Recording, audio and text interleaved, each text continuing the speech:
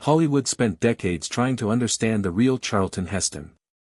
Audiences watched him part the Red Sea, race chariots across ancient arenas, and play larger-than-life heroes. But when the cameras stopped rolling, almost nobody knew the man behind those unforgettable performances. For years, rumors and assumptions filled the silence. Then, long after his passing, his daughter Holly Heston Rochelle finally confirmed what many people had quietly believed all along.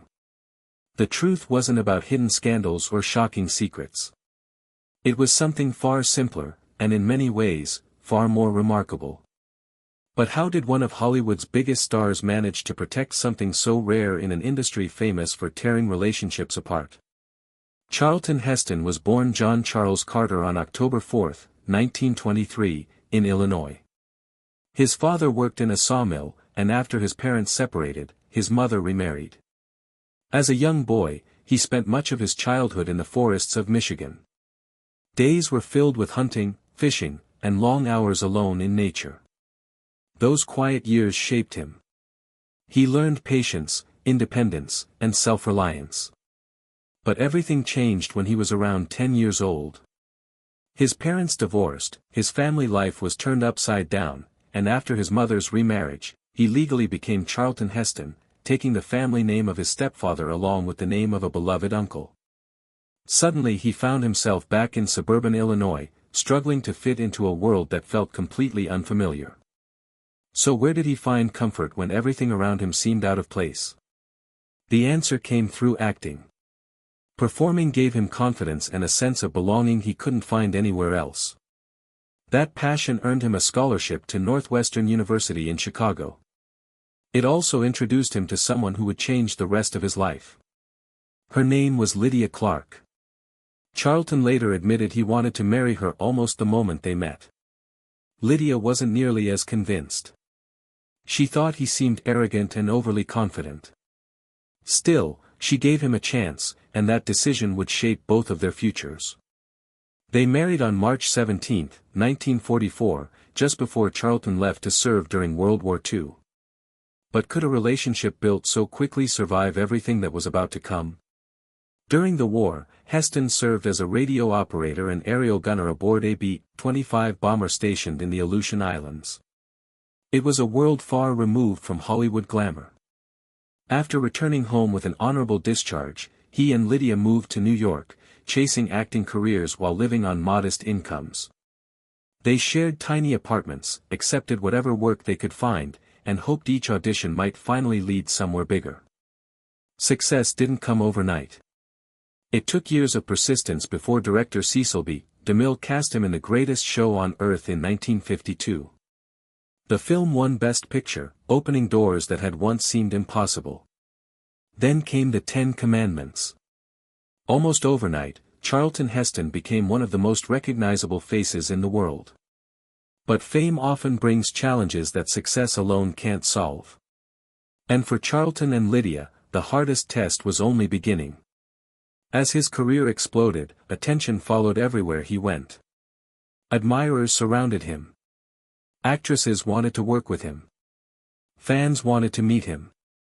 The spotlight that created his career also placed enormous pressure on his marriage. Years later, Holly Heston Rochelle admitted that constant attention toward her father was emotionally difficult for her mother. It wasn't easy watching millions admire the man you shared with the world. Yet despite decades in Hollywood, Charlton Heston's marriage remained almost completely free of scandal. That alone made people wonder. How did he avoid the temptations that seemed to trap so many other stars? When asked about it later in life, Heston gave a simple answer. Nothing was worth risking a happy marriage. Friends, biographers, and even critics agreed there was almost no evidence of affairs or tabloid drama throughout his entire career. Even filmmaker Michael Moore, who strongly disagreed with Heston's politics, never questioned his personal faithfulness. Their relationship had been built long before fame arrived, and that foundation never seemed to crack. But one private discovery revealed just how deeply that devotion really ran. While filming The 10 Commandments in Egypt, Lydia was pregnant and unable to travel. It became one of the longest separations they had experienced since getting married. Instead of sending only letters, Heston created something extraordinary. He kept an illustrated journal filled with sketches, personal notes, and observations from every day on set. Every page was meant for Lydia. He wanted her to feel as though she had been beside him through the entire experience. Those journals stayed private for decades before the family finally shared them. Fans who knew him only as a commanding movie star suddenly saw a thoughtful artist who quietly poured love into every drawing. Isn't it amazing how the smallest private gestures can reveal more than a lifetime of public appearances? That same quiet conviction shaped more than just his marriage. It also influenced the choices he made away from movie sets. In 1961, Heston joined protests against segregated movie theaters, even though one of his own films was playing inside. 2 years later, he marched alongside Dr. Martin Luther King Jr. during the historic March on Washington. At the time, speaking out carried real professional risks. Studios often preferred their biggest stars to avoid controversial issues altogether. His son, Fraser Clark Heston, later explained that his father understood those risks but believed some causes were worth defending anyway. Yet if you only knew Charlton Heston from his later years, this chapter might seem almost impossible to believe. So what changed? Over time, his political beliefs shifted dramatically. Once a Democrat, he eventually became a Republican and openly supported Ronald Reagan. He helped create conservative political organizations and became increasingly active in public debates.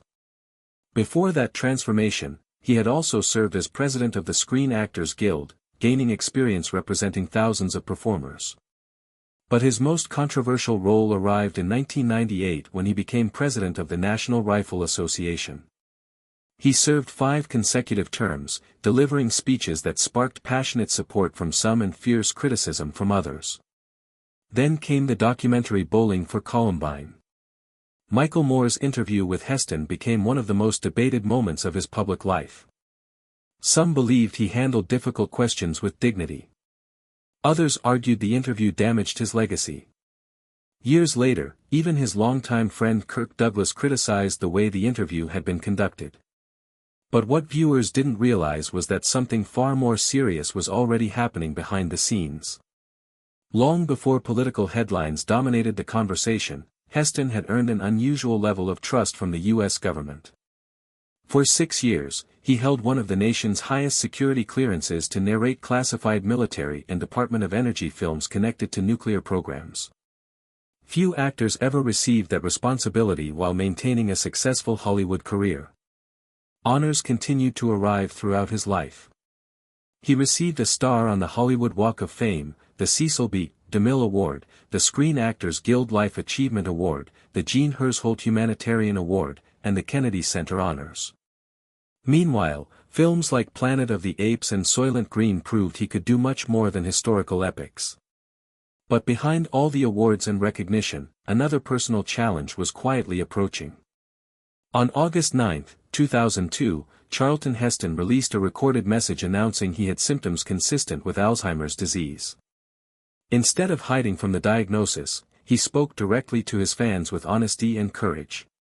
He even joked that if he repeated an old story someday, people should simply laugh with him rather than feel uncomfortable.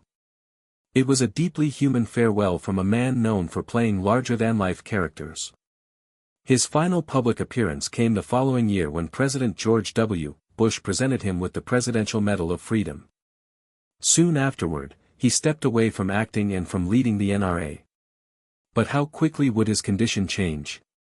By 2005, reports described a heartbreaking decline. Friends and family watched as the powerful screen legend struggled with everyday tasks. The man who once commanded armies on screen now faced battles no performance could prepare him for. His friendship with former President Ronald Reagan became especially meaningful because both men were living with Alzheimer's at nearly the same time.